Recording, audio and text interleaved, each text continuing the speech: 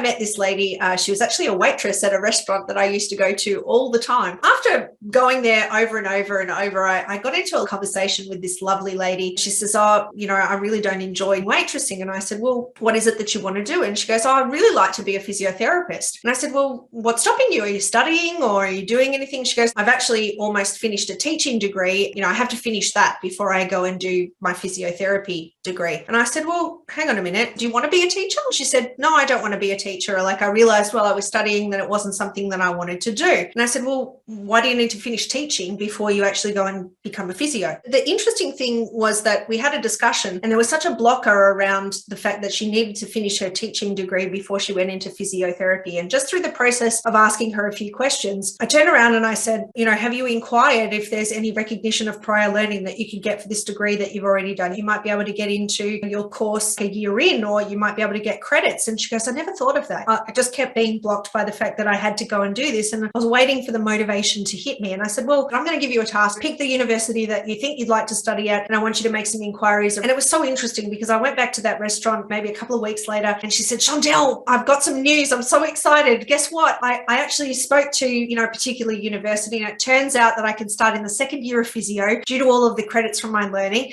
I'm just so excited about the fact that I don't have to go and finish my teaching degree and I'm going to be a physiotherapist.